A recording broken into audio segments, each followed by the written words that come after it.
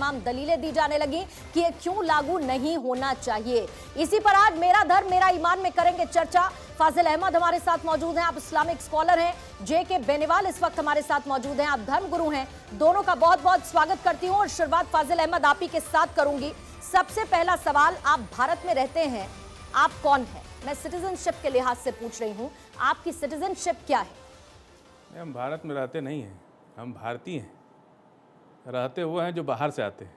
हम तो यहीं जन्म है हमारा, कई पीढ़ियों से, पता ही नहीं कितने पीढ़ियों से हम यहाँ रह रहे हैं।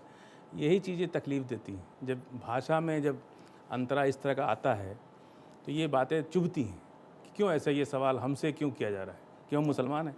फाजिल अहमद, मैं भी भारत में रहती ही हूँ। मैंने पूछा आपकी सिटीजनशिप क्या है? आपको नहीं पता कि मेरी मैंने आपकी सिटीजनशिप पूछी। सर सिटीजनशिप यहाँ जितने लोग बैठे हैं सबकी भारतीय है। आपकी भारतीय कोई आपने पाकिस्तान के आदमी को बुलाया है? बिल्कुल नहीं। आपने अफगानिस्तान के आदमी को बुलाया? भारतीय है।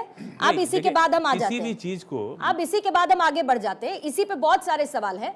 आपकी सिटीजनशिप भारतीय है, यानी कि भारत जो है वो एक समान कानून के साथ चलना चाहिए, मानते हैं इस बात को? चल ही रहा है। कहाँ अलग अलग कानून है देश में? आईपीसी, यूनिफॉर्म सिविल कोड ना, आईपीसी, सीआरपीसी यूनिफॉर्म एक है ना। कोड। नहीं सुनिए, उसके ऊपर भी विरोध में आवाजें क्यों उठती? कोई नहीं उठाता है। ये सरकार का एजेंडा है विरोध करवाना।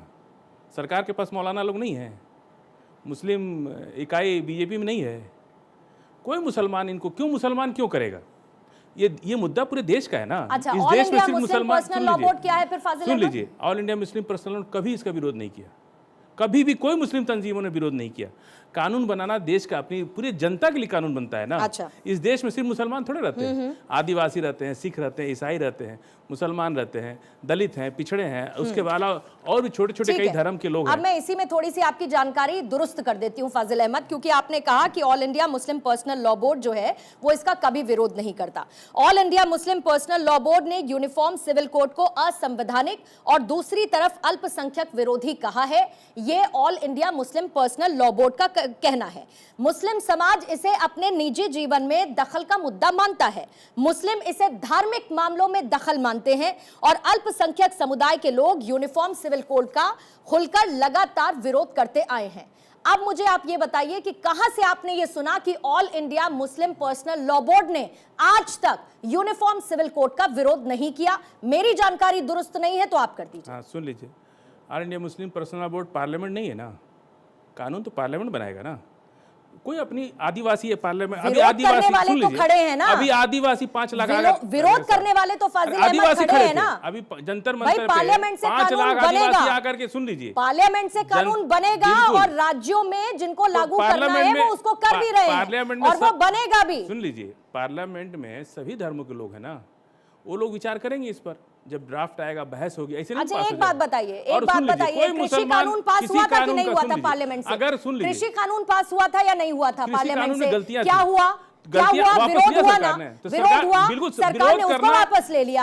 आप सरकार यूनिफॉर्म सिविल कोड लागू करने की बात करती है, all India Muslim personal law board उसका विरोध करता है, मुस्लिम समुदाय उसका विरोध करता है, तो फिर आप कहते हैं कि कानून तो पार्लियामेंट से बनेगा। तो क्या करना चाहिए विरोध करने वालों को? और विरोध करने वालों का तर्क तो बताइए आप मुझे। हम तब बता रहे हैं, हमारा देश एक लोकतांत्रिक देश है, यहाँ जनता की भावनाओं का सम्मान होता है। कानून, कृषि कानून में कमियां थी, सरकार ने माना उसको और इसीलिए वापस ले लिया। कोई कानून सरकार अगर बना देती है तो उसका विरोध करने का अधिकार है किसी भी नागरिक को, आदिवासी को है, दलित को है, पिछड़े को है। All India Muslim personal law board एक बॉडी है। नहीं, वो भारत के नागरिक नहीं है, वो भारत के नागरिक नहीं, जो पूरे अल्पसंख्यक समुदाय को रिप्रेजेंट करती है। अभी किसी के विरोध करने का कोई मतलब नहीं है सर। जब कानून आने दीजिए, पार्लियामेंट मेंबर नहीं है ना, कानून तो वो उनकी बात कहते हैं, 8 साल हो गया, विरोध करते हैं। सुनिए ना, और जब कोई विरोध नहीं करता, ये आप लोग एजेंडा चलाते हैं। कभी भी all India Muslim personal law board ने कभी विरोध नहीं किया। All India Muslim personal law board अपना एजेंडा चलाता है, आपको सूट करता है। आप चाहते हैं कि शरिया कानून लागू हो, आप नहीं चाहते कि यूनिफॉर्म सिविल कोड लागू हो। शरिया कानून नहीं है, आप ये नहीं चाहते, आप ये नहीं चाहते। 1861 में आईपीसी सीआरपीसी बनी थी इस देश के अंदर, 1861 में, तब अंग्रेज थे यहाँ पे। उसके पहले कौन सा कानून था देश के अंदर? कैसे किसी की हत्या होने पर कौन सी सजा मिलती थी? इसी देश में कान में शीशा पिघला के डालो, क्या क्या दलितों के साथ क्या अत्याचार होता था, पिछड़ों के साथ क्या अत्याचार होता था, और आज भी होता है, कुछ बदला नहीं है।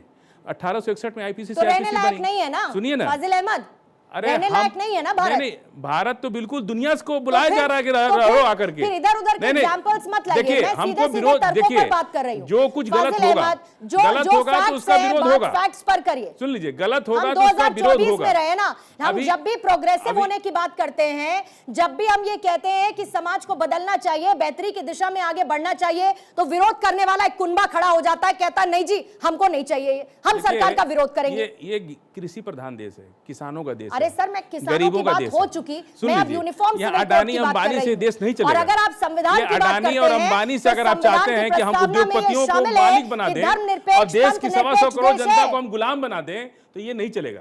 इसका विरोध होगा। हम उद्योगपतियों को आप चाह रहे हैं कि इस देश का हम मालिक बना दें, बाकी सबको हम गुलाम बना दें। अरे सर, मैं इसका यूसीसी विरोध की होगा। बात कर रही हूं, आप ये देश उद्योगपतियों को ले आए। मजदूरों का देश है, बेनीवाल गरीबों जी, का देश है, बेनीवाल किसानों का जी, देश है। आपको इस ये चर्चा में किसान शामिल मजदूर करते के हुए खिलाफ माफी जब भी चाहूंगी- कोई कानून बनेगा, माफी चाहूंगी उसका कि विरोध थोड़ा होगा। सा देर से मैं आपके पास आ रही हूं और मैंने पहला सवाल बहुत वाजिब पूछा था कि आपकी नागरिकता क्या है, सिटीजनशिप, तो उस पर मुझे साहब ने काफी एक लंबा चौड़ा ज्ञान दिया। लेकिन इस बीच में अगर यूसीसी को लागू करने की बात हो रही है, उत्तराखंड में ड्राफ्ट तैयार हो चुका है, कई देश इसकी तैयारी कर रहे हैं, सरकार चाहती है यूसीसी लागू होना चाहिए, या इस देश में दो तरीके के कानून होने चाहिए धर्मों के हिसाब से बटे हुए? देखिए, सबसे पहले तो मैं जगदीश चंद्रा जी और आपकी समस्त टीम को भारत 24 की जना बधाई देता हूं कि ये चैनल अच्छा चले। सबसे पहला ये कि मेरा पहला ही एपिसोड है आपके पास आने का। दूसरी बात, जो देखिए ये एक बड़ा गंभीर मसला है, यूसीसी का आज मसला नहीं है।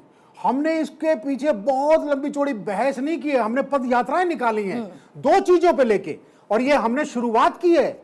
दो बच्चे इस देश के अंदर, दो बच्चे अच्छे, सब मानते हैं। अभी देखिए, हमारे भाई ने कहा बड़ी अच्छी बात है भाई, हम ये भारतवर्ष हिंदू प्रधान देश है, यानी सनातन धर्म प्रधान देश है। दूसरे धर्मों के लोग यहाँ रहते हैं और उनका आदर सत्कार है। और देखिए, धर्म क्या है, धर्म तो अपने अपने हिसाब से है। यूनिफॉर्म सिविल कोड क्या है, यूनिफॉर्म सिविल कोड क्या है, भौतिक चीजों को चलाने के लिए है। और जैसा कि कहा आपने पार्लियामेंट, अरे ठीक है, पार्लियामेंट ही कानून बनाती है, लेकिन देखिए जैसा आपने अभी 2-3 दफे टोका इस बात को कि किसान का कानून बनाए, किसान डंडा लगे खड़े हो जाते हैं। अगर जब दो बच्चों का कानून लगाएं तो वो हैदराबाद से लेके और पाकिस्तान की आवाज आती है, दो बच्चे हमारे पर ही क्यों थोपे जाते हैं, ये तो शरीयत में लिखा हुआ है। अरे भैया, शरीयत कानून कहां से चलेगा?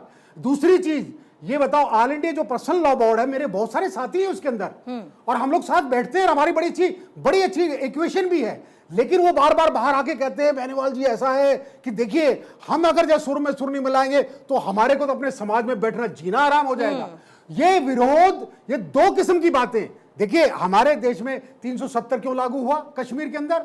आज वो दूसरा झंडा लेके वहां फहरा के करेंसी दूसरी कह रहे हैं, ये कह रहे हैं, वो कह रहे हैं। आज उनकी सबकी हवा निकल गई, क्योंकि विदेशों से फंडिंग चल रही थी। 371 वो सारे बाहर चले गए। 371 है ना नागालैंड में? अरे नागालैंड, देखिए साहब, नागालैंड देखिए, 371 है कि नहीं नागालैंड? देखिए साहब, ये अब देखिए, पॉलिटिकली बात अब पलट गए, अब पलट गए। देखिए 371 एक विधान एक संविधान देश में, हम कहते हैं ना। एक संविधान की अरे बात सर, अलग है। 371 नागालैंड में लागू है। अरे साहब, लागू तो आप गोवा नागालैंड में जा सकते हैं आप। नहीं, गोवा में बिना भी सिविल परमिट कोड के आप लागू जा हो रहा सकते हैं है। नागालैंड। देखिए, नागालैंड में बिना परमिट के आप देखिए बिजनेस कर साहब, सकते हैं। इस नहीं, आप मुझे जाके बताइए, व्यापार वहां दुकान खोल आप इस सकते हैं। देश के अंदर अरे सर, नागालैंड इस देश में है कि नहीं? इस देश में धर्म के कानून से 371 चलेंगे, समाज के पे बात कानून। कीजिए। देखिए, दो किस्म के आपको कानून होते हैं। मुसलमानों से नफरत आपको है, ध्यान इसलिए से आप सुन- 370 की बात करते हैं। आपको ध्यान से लेकिन सुनना नागालैंड होगा। पे बात नहीं करते। दो किस्म के कानून नागालैंड में होते हैं। 371 एक तो 371 सामाजिक कानून को है, खत्म तो कीजिए ना। पार्लियामेंट बनाती है। अरे हम तो कह रहे हैं और आपको 371 लागू करना खत्म पड़ेगा, कीजिए। और लागू के साथ साथ मानना पड़ेगा।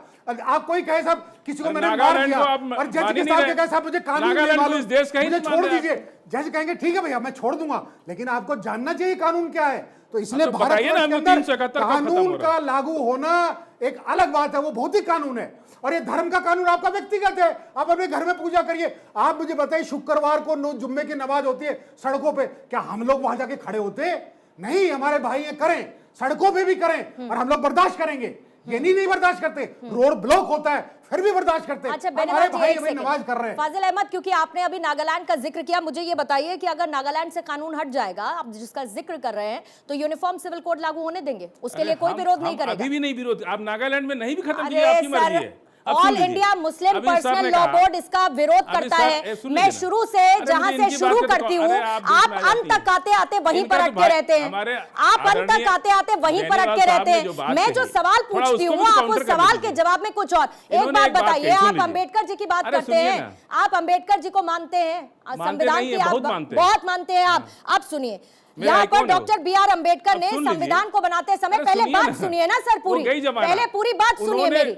उन्होंने उनकी- संविधान बताते वक्त ये कहा कि यूनिफॉर्म सिविल कोड वांछनीय है, लेकिन फिलहाल ये स्वैच्छिक होना चाहिए। फिलहाल जब ये संविधान